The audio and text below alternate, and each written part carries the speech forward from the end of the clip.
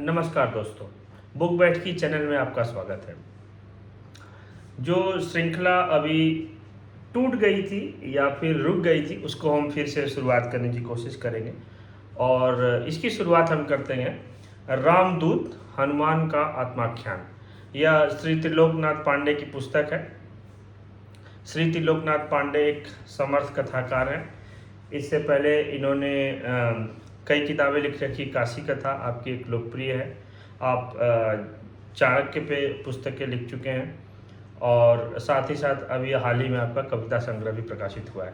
आज हम बात करेंगे रामदूत हनुमान का आत्माख्यान। यह आस्था, तर्क और नैतिकता के त्रिवेणी संगम का साहित्यिक प्रतिरूप है। यह अगर हम यह कहें कि समकालीन हिंदी साहित्य परंपरा में पौराणिक पुनर्पाठ की एक जो महत्वपूर्ण कृति के रूप में स्थापित होती है। इसके लेखक श्री त्रिलोकनाथ पांडे ने हनुमान जैसे लोकमानस में रचे हुए एक चरित्र को आत्मकथात्मक स्वर दिया है।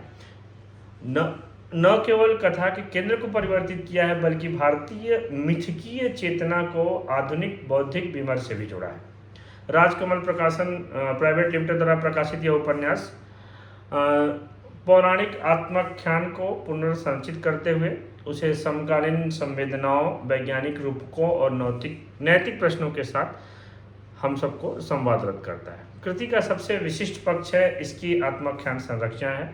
हनुमान जी स्वयं अपनी कथा के वक्ता हैं, अतः किसी बाह्य दृष्टा की व्याख्या की जरूरत नहीं है, बल्कि नायक की चेतना के भीतर से उद्भूत अनुभव बनकर हमारे सामने आती है। यह तकनीक कथ्य को आत्मविश्लेषणात्मक आयाम प्रदान करती है। महर्षि मतन के आश्रम से आरंभ होने वाली यह कथा दीक्षा, शिक्षा, शक्ति साधना और आत्मबोध की क्रमिक परंपरा को उद्घाटित करती है। आश्रम का अनुशासन, वर्गानुसार शिष्य चयन, मेधावी अवर्ण बालक को प्रवेश तथा शक्तिपात की प्रक्रिया, ये सब मिलकर एक ऐसे शैक्षिक प्रतिमान का निर्माण करते हैं जो परंपरा और समावेशन दोनों को एक साथ लेकर चलता है।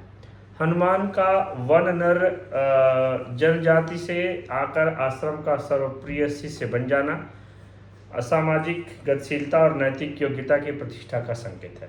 उपन्यास मिथक और आधुनिकता के अंतः संवाद का सशक्त उदाहरण है।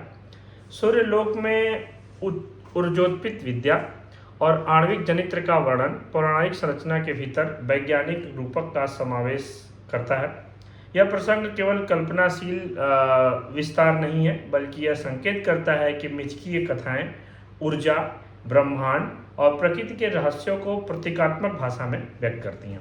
सूर्यदेव द्वारा दी गई शिक्षा बाह्य भौतिक ऊर्जा और आंतरिक आत्म ऊर्जा के द्वंद्वात्मक संबंध को स्पष्ट करती है, जिससे उपन्यास दार्शनिक और वैज्ञानिक चेतना का समन्वय प्रस्तुत करता है। यहाँ मिथक अंधविश्वास का पर्याय नहीं है, बल्कि सांस्कृतिक ज्ञान परंपरा का रूपक बनकर उभरता है।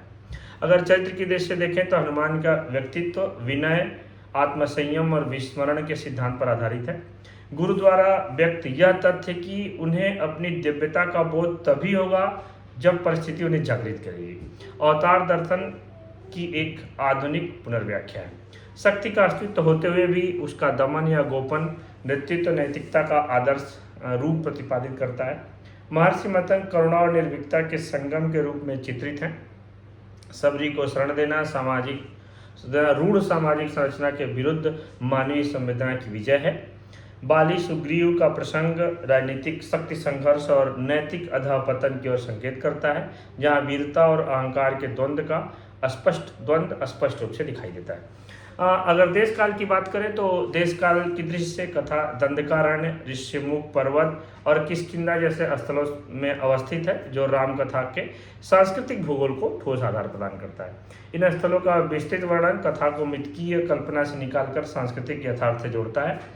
साथ ही सूर्यलोक का दैदीप्यमान और तकनीकी रूप से उन्नत चित्रण कालातीतता की अनुभूति कराता है, जिससे कथा केवल त्रेता युग की सीमाओं से आबद्ध नहीं रहती है, बल्कि सार्वकालिक बोध ग्रहण करती है। भाषा शैली की बात करें तो भाषा शैली बहुत ही संस्कृतनिष्ठ है, जो इस उपन्यास की या फिर आत्मकथात्मक उपन्यास की ज़रूरत थी, क्योंकि विषय ऐसा है। फिर भी मैं कहूँगा कि संस्कृतनिष्ठ होते हुए भी बहुत ही प्रभावपूर्ण है। प्रकृति वर्णन, आश्रम जीवन, युद्ध प्रसंग और दार्शनिक संवादों में लेखक की वर्णनात्मक क्षमता स्पष्ट रूप से दिखाई देती है। वैज्ञानिक शब्दावली और पौराणिक मुहावरों का संयोजन कभी कभी चमत्कार उत्पन्न करता है, तो कभी पाठकों से अतिरिक्त बौद्धिक संलग्नता की अपेक्षा करता है। यानी आपको उसमें जुड़े रहना है, आपको बीच में ऐसा नहीं कि कोई फिल्म चल रही है आप छोड़ के चले आके देखने लगे, ऐसा नहीं होगा। आपसे अपेक्षा की जाती है पाठकों से कि थोड़ा सा अतिरिक्त कंसंट्रेशन दें, बौद्धिक संलग्नता जिसको बोल सकते हैं। संवादों में उपदेशात्मक है, परंतु वह कथानक को बाधित नहीं करता है, बल्कि दार्शनिक विमर्श को विश्वसनीयता प्रदान करता है। दार्शनिक स्तर पर यह उपन्यास आत्म साक्षात्कार, शक्ति संयम, समावेशी शिक्षा और नैतिक राजनीति जैसे प्रश्नों को केंद्र में रखता है। अष्ट सिद्धियों का गोपन और शक्ति के नैतिक उपयोग का आग्रह यह संकेत करता है कि वास्तविक सामर्थ्य प्रदर्शन में नहीं बल्कि संयम में है। समकालीन संदर्भ में अगर बात करें तो यह कृति विशेष रूप से प्रासंगिक प्रतीत होती है। तकनीकी और राजनीतिक शक्ति का बढ़ते दुरुपयोग, हनुमान का संयमित रहना, विनयी और आत्मबोध से संपन्न प्रतिमान नेतृत्व की नैतिकता का आदर्श प्रस्तुत करता है। अगर विज्ञान और अध्यात्म के समन्वय का जो संदेश है आधुनिक समाज के लिए बहुत ही महत्वपूर्ण है, जिसमें लेखक श्री त्रिलोकनाथ पांडे सफल रहे हैं। आज जहाँ ज्ञान की धाराएं विभाजित हैं, ऐसे केस में श्री त्रिलोकनाथ पांडे बहुत अच्छा समन्वय कर पाए हैं।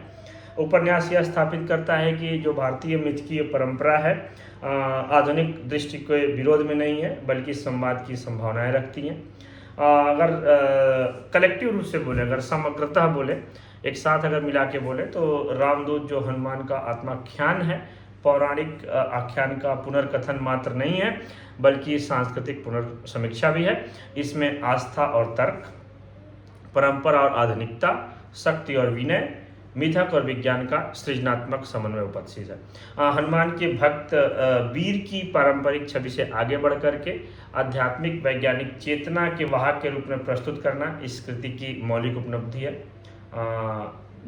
जैसे अगर बोला जाए कि अगर इस उपन्यास का एक मूल कथ्य क्या है, मूल उपलब्धि क्या है, तो मैं यही मानूंगा कि जो हनुमान की जो छवि है, भक्त और वीर की जो पारंपरिक छवि है, उससे आगे बढ़ करके आध्यात्मिक और वैज्ञानिक चेतना के वाहक के रूप में प्रस्तुत करना श्री त्रिलोकनाथ पांडे की एक मौलिक उपलब्धि है। यह बधाई के पात्र है।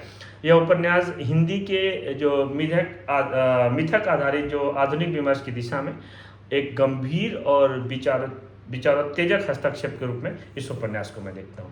बाकी बातें विस्तार से पढ़ने के लिए आपको ये उपन्यास जरूर पढ़ना चाहिए। लेखक को इस मौलिक उपन्यास लिखने के लिए बहुत बहुत बधाई और धन्यवाद कि उन्होंने पाठकों को एक बहुत ही अच्छी और एक उत्कृष्ट रचना हम लोगों के सामने दी है। धन्यवाद। आगे अगली बुक पैठ की जो है शीघ्र ही होगी। धन्यवाद।